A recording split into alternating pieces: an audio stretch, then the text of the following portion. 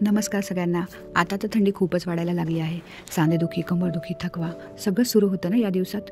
त्यामुळे शरीराला ताकद देणारं, उष्णता देणारं काहीतरी पौष्टिक खाणं खूप गरजेचं आहे.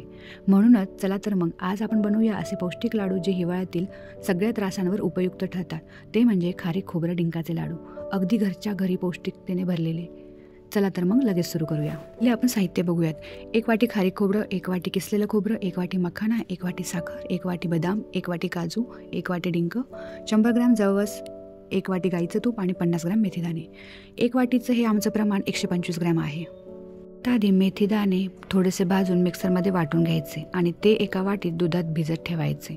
कढईत पहिले मखाना छान भाजून घ्यायचा आणि बाजूला ठेवायचा. नंतर खोबरं हलकंसं लालसर होईपर्यंत भाजून घ्यायचं. त्यानंतर जवस भाजून घ्यायचं. आता 2 चमचे तूप टाकून बदाम भाजून घ्यायचे, मग काजू भाजून घ्यायचे.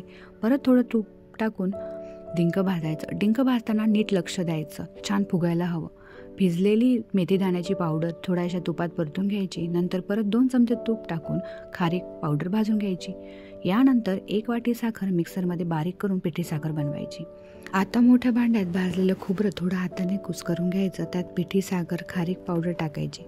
मखाना, बदाम, काजू, जवस, डिंक जाडसर वाटून त्या मिश्रणात टाकायचं. मेथी दाण्याची पावडरही मिसळायची. शेवटी राहिलेलं गाईचं तूप घालून सर्व छान एकसारखं मिक्स करायचं. छान गोल गोल लाडू वळून घ्यायचे. असे हे थंडीत शरीराला ताकद देणारे, हाड मजबूत करणारे आणि इम्युनिटी वाढवणारे, बराच काळ टिकणारे पौष्टिक लाडू तयार. हे नक्की ट्राय करा.